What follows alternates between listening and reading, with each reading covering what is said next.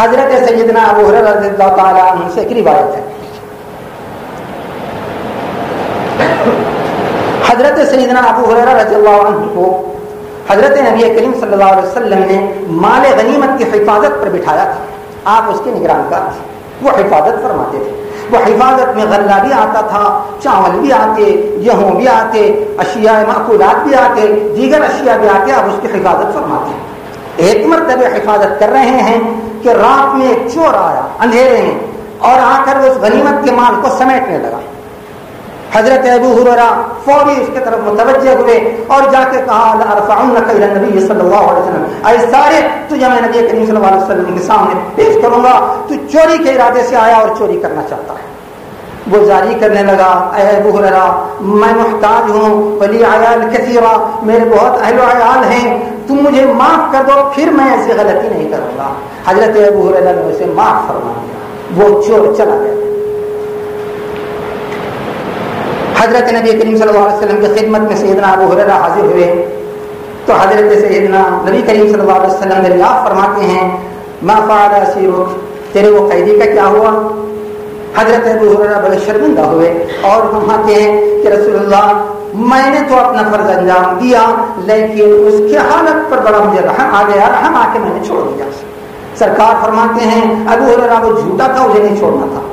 تو کہتے ہیں کہ سرکار اگر پھر اور پھر سرکار فرمائے پھر آئے گا وہ، تو حضرت ابو ہریرہ فرماتے ہیں پھر جب آئے گا میں پکڑوں گا اور لا کے آپ کی خدمت میں پیش کروں.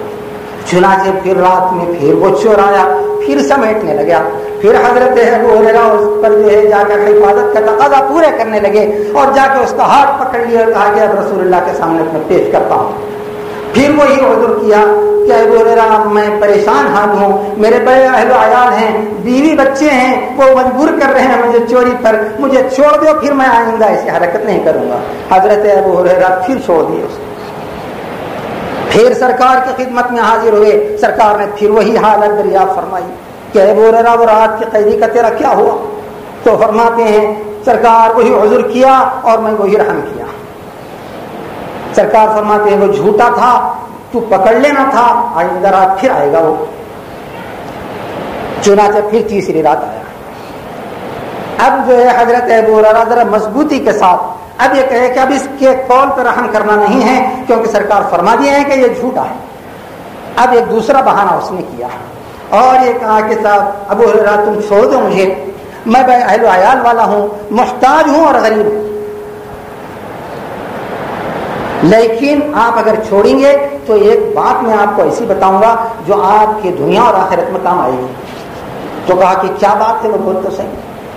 تو انہوں نے کہا کہ دیکھ اگر رات میں سوتے وقت آیت الکرسی اگر تو پڑھ کر سو جائے گا تو صبح تک شیطان سے تو محفوظ رہے گا.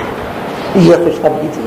حضرت ابو ہریرہ اس خوشخبری سے اتنے متاثر ہوئے، اتنے مسرت میں آئے کہ اسے چھوڑ دیا. پھر سرکار کی خدمت میں آئے. سرکار کی خدمت میں آنے کے بعد میں پھر وہی پوچھے ما فعل اسیرو، کیا ہوا تیرے وہ قیدی کا؟ تو کہا سرکار آج بھی میں پکڑا، لیکن آج ایک نیا بہانہ اس نے کیا اور ایک ترکیب مجھے ایسی بتلائی کہ یہ اللہ لا الہ الا هو الحی القیوم لا تأخذه سنة ولا نوم. قرآن کریم میں مفسرین لکھتے ہیں کہ توحید کی خالص توحید کی آیتوں میں چند آیتیں ہیں، من جملہ اس کی آیت الکرسی خالص توحید کی آیت ہے. سورہ فرقان کی ابتدائی آیتیں تبارک الذی نزل الفرقان خالص توحید پر مشتمل ہے. سورہ حشر کی اخیر آیتیں جو آپ حضرات ختم و زیارتوں چہلموں علموں میں پڑھتے ہیں وہ خالص جو ہے وہ توحید پر مشتمل ہے. تو یہ خالص توحید پر یہ مشتمل ہے. خالص توحید پر مشتمل جو آیتیں کی تلاوت کرے گا وہ صبح تک شیطان سے وہ محفوظ رہے گا، دوسری رات تک بلکہ شیطان سے محفوظ رہے گا. سرکار نے اس کی تصدیق فرمائی اور کہا کہ یہ میرا قول ہے، لیکن وہ آ کے تجھے بتانے والا وہ شیطان ہے، انسان نہیں. تو اے عزیز حافظو، شیطان اس بات کا قائل ہے کہ ایک آیت اگر پڑھی جائے تو وہ اس کے شر سے محفوظ رہے گا. آپ کے سینوں میں تو ساری قرآن کی آیتیں بھری پڑی ہیں، الحمدللہ رب العالمین سے سورہ ناس تک، لیکن آپ پر شیطان کا غلبہ کیسا ہو سکتا ہے یہ حدیث شریف کو تو جھٹلایا نہیں جا سکتا.